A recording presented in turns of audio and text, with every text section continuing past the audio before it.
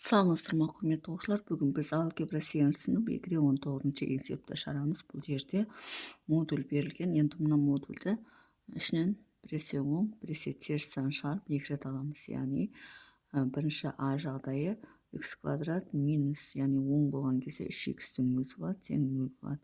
А жағдайы, енді мынаның ішінен минус сан шығарамыз, демек x квадрат минус пен минус плюс болады, плюс 3x тең 0 болады. Сонда бізде осында екі теңдеу пайда болады. Осы екі теңдеудің жауабын тапсақ бізге жеткілікті. Сонда мына плюс x оң плюс x және минус x деп ашылады, плюс модульдегі x. Сонда бізде осында екі теңдеу пайда болады. Енді x ортақ көбейтіп жақшаның сыртына шығаратын болсақ, x минус 3 тең 0. Мынаны жақшаның сыртына шығаратын болсақ, x плюс 3 тең 0. Енді мына жерден x1-ді 0-ге теңестіреміз, x2-міз плюс 3 болады. Значит, x1-ді 0-ге теңестіреміз, x2-міз минус 3 болады. Сонда есептің жауабы x тең 0, x1, x2 тең плюс минус 3 болады. Есептің жауабы не осылай болады. 4 жауап болады. Енді мына x1, x2 екеуінде 0 десек, сонда осындай 4 жауап шығады. Екеуінде де 0 бар, біреуінде плюс 3, біреуінде минус 3, сонда 4 жауап болады. Екінші тура солай 5y квадрат плюс 4 модуль y тең 0. Бірінші А жағдайы 5y квадрат плюс, енді y-ді плюс қып шығарсақ 4y тең 0 болады. А жағдайы 5y квадрат, енді минус y шығарсақ минус 4y тең 0 болады.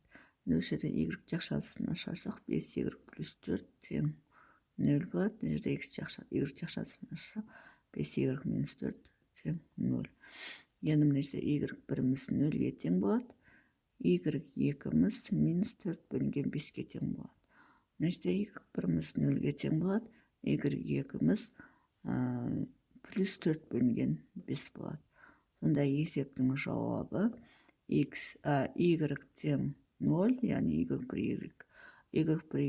тең плюс минус 4 бөлінген 5-ге тең. Немесе 4-ті 5-ге өсек, плюс минус 0,8. Осылай да жазуға болады. Бөлшек емес, ондық бөлшектің жазсақ. Енді үшіншісін шығарамыз. 5y квадрат минус 4y модуль тең 0. Енді мынаны біресе оң, біресе теріс қып шығарамыз. А жағдай 5y квадрат минус 4y оң қып шығарғанда осылай болады. А жағдайы 5y квадрат теріс қып шығарғанда плюс 4y тең 0 болады. Енді y-ді жақшаның сыртына шығарамыз. Сонда 5y минус 4 тең 0. Енді мына жерде тура солай екен, жерде плюс, мына жерде минус екен. Жағдайы y жақшасы 5y плюс 4 тең 0. Сонда бұл жерде y1-міз 0-ге тең, y2-міз 4 бөлінген 5-ге тең. y1-міз 0-ге тең, y2-міз минус 4 бөлінген 5-ге тең. Бәрібір сол не істейді, осы жауап шығады. Сонда жауабы y тең 0, яғни y1, y2 ғой, екеу болғандықтан. y1, y2 плюс минус 4 бөлінген 5. Сонда бұда да бәрібір сол жауап шығады екен. Бұл үшіншісі. Енді төртіншісін шығарамыз. Төртіншісі.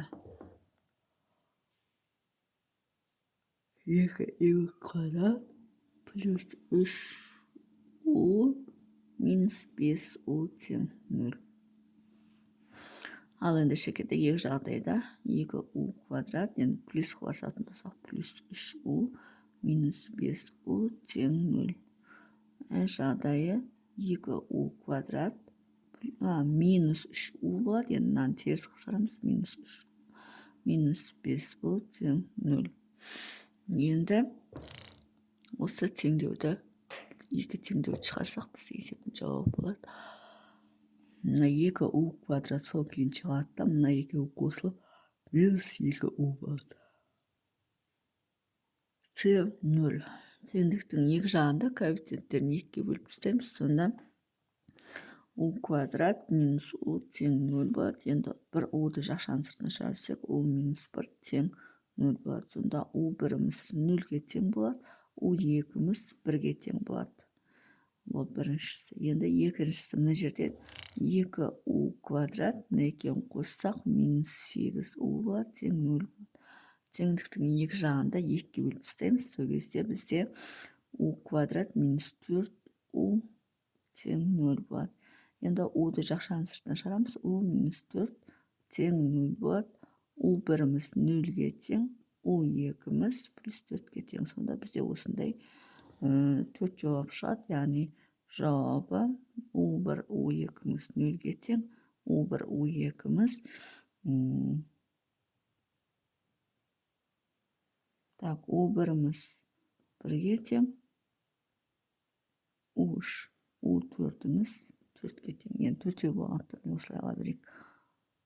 Сонда бізде есептің жауаптары осы болады. Енді 5-ші есепті шығарамыз. 5-ші есеп бізде 4t квадрат минус 3 модуль t плюс t тең 0. Енді мына модульді біресе оң, біресе теріс қылып, тағы да осындай екі жауап болады. Екі теңдеу болады, 4 жауап болады.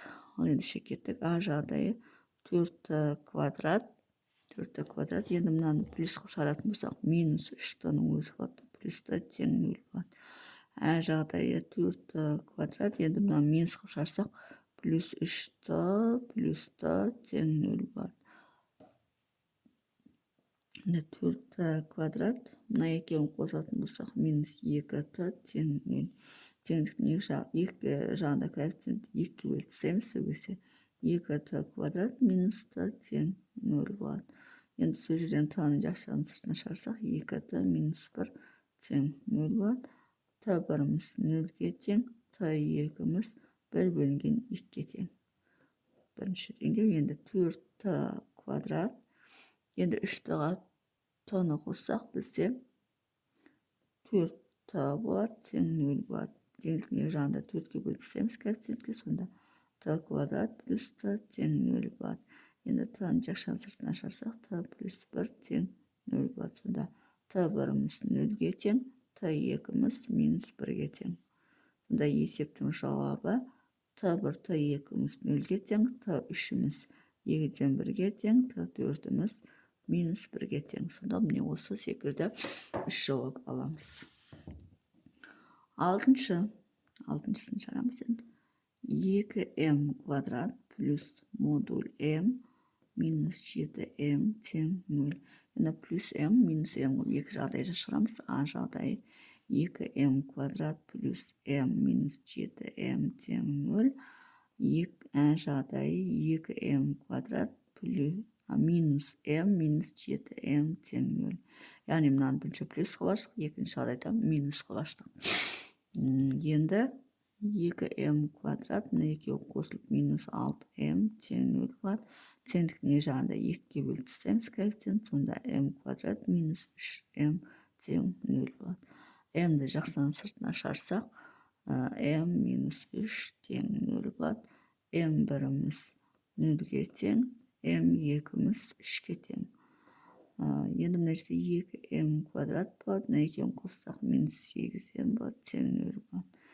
Теңдіктің жағында екіге бөліп тастаймыз. Сол кезде бізде m квадрат минус 4m тең 0 болады. Енді екі жақ жағына жіктейміз. m-ді жақ жағының сыртына шығарып жіберіп, m минус 4 тең 0 болады. Сонда m біріміз 0-ге тең, m екіміз 4-ге тең. Онда бізде осы секілді 4 жауап шығады. Осы жауабы m1, m2 0-ге тең, m3 3-ге тең, m4 4-ге тең. Сонымен есептің шығар жолы осындай. Егер есептің шығар жолы түсінікті болса, лайк басып, комментарий жазып, каналыма тіркеліп кетсеңіздер болады.